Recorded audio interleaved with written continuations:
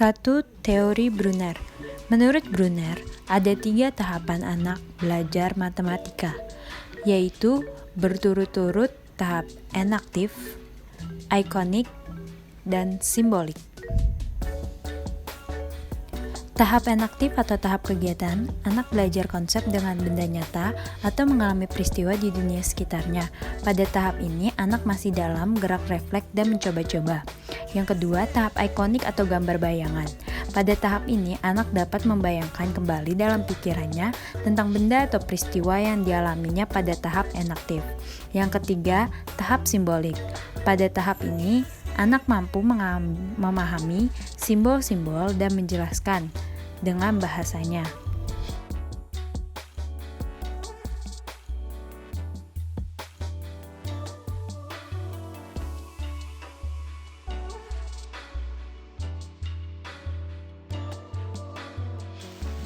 Kedua, teori Dienes.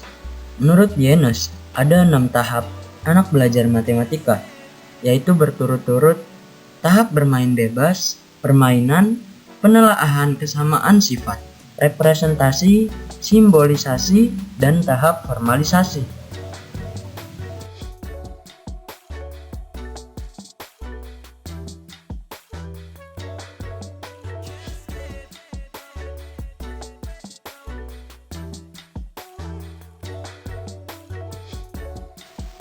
Tahap 1. Bermain bebas. Anak bermain bebas tanpa diarahkan dengan menggunakan benda matematika konkret. Tahap 2. Permainan. Melalui permainan, anak diajak untuk mulai mengenal dan memikirkan struktur matematika. Tahap 3. Penelaahan kesamaan sifat. Siswa diarahkan pada kegiatan menemukan sifat-sifat kesamaan dalam permainan. Tahap 4. Representasi. Siswa belajar membuat pernyataan tentang sifat kesamaan konsep matematika pada tahap 3. Tahap 5. Simbolisasi. Siswa menciptakan simbol matematika untuk menyatakan konsep matematika yang pernyataannya sudah diketahui. Tahap 6. Formalisasi. Mengorganisasikan konsep.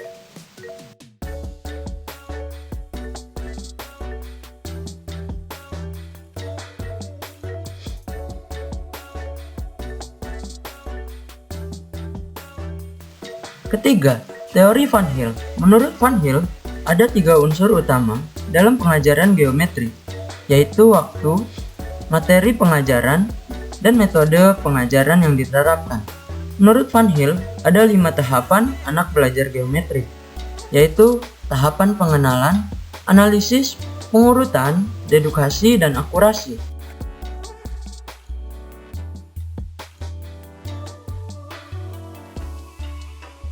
Tahap 1. Pengenalan. Siswa mulai belajar mengenal suatu bangun geometri secara keseluruhan. Tahap 2. Analisis. Siswa sudah mengenal sifat-sifat yang dimiliki oleh bangun geometri yang diamati. Tahap 3. Pengurutan. Siswa dapat mengurutkan bangun-bangun geometri yang satu dengan lainnya saling berhubungan. Tahap 4. Deduksi. Siswa mampu menarik kesimpulan secara deduktif, yaitu dari umum ke khusus. Tahap 5. Akurasi.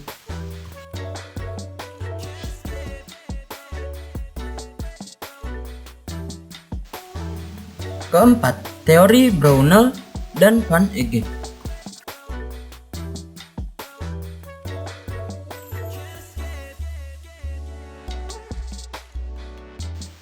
Menurut teori makna dari Brownell dan Van Eggen menyatakan bahwa pada situasi pembelajaran yang bermakna selalu terdapat 3 unsur, yaitu A. Adanya suatu kejadian, benda dan tindakan. B. Adanya simbol yang mewakili unsur-unsur. C. Adanya individu yang menafsirkan simbol tersebut. 5. Teori Gagne. Teori ini membahas 2 hal. Yang pertama, objek belajar matematika ada 2, yaitu objek langsung yang berupa fakta, operasi, konsep, dan prinsip, dan objek tidak langsung yang berupa kemampuan menyelidiki, memecahkan masalah, disiplin diri, bersikap positif, dan tahu bagaimana semestinya belajar. Yang B, tipe belajar ada 8. mulai dari sederhana sampai dengan kompleks, yaitu belajar isyarat, stimulasi respons, rangkaian gerak, rangkaian verbal, belajar membedakan, belajar konsep, belajar aturan, dan pemecahan masalah. 6. Teori Piaget. Menurut Jean Piaget, perkembangan mental setiap orang melalui 4 tahap. Yang pertama, sensori motor 0-2 tahun, interaksi dengan dunia fisik. Yang kedua, praoperasional 2-7 tahun, bahasa untuk menyatakan ide.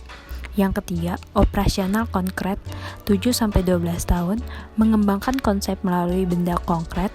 Yang keempat, operasional formal 12 sampai dewasa, mulai mampu berpikir secara abstrak. 7. Teori Ausubel. Menurut Ausubel, metode-metode suppositoris, termasuk metode ceramah, akan sangat efektif dalam menghasilkan kegiatan belajar yang bermakna atau meaningful learning apabila dipenuhi 2 syarat sebagai berikut. Pertama, siswa memiliki meaningful learning set, yaitu sikap mental yang mendukung terjadinya kegiatan belajar yang bermakna. Contoh, siswa betul-betul mempunyai keinginan yang kuat untuk memahami hal-hal yang akan dipelajari dan berusaha untuk mengkaitkan hal-hal baru yang dipelajari dengan hal-hal lama yang telah ia ketahui, yang kiranya relevan. Yang kedua, materi yang akan dipelajari atau tugas yang akan dikerjakan siswa adalah materi atau tugas yang bermakna bagi siswa.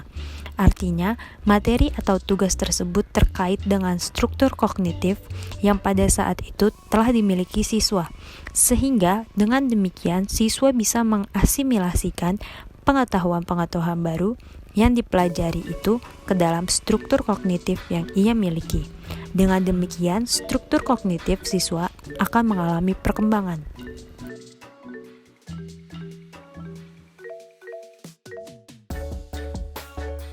8. Teori Vygotsky.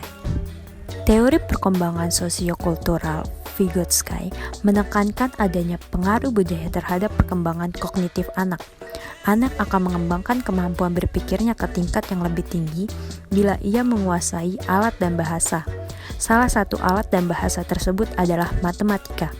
Pengembangan alat dan bahasa matematika dipengaruhi oleh latar belakang sosial budaya. Hal ini berarti bahwa perkembangan pemikiran matematika anak juga dipengaruhi oleh interaksi sosial dalam konteks budaya di mana ia dibesarkan.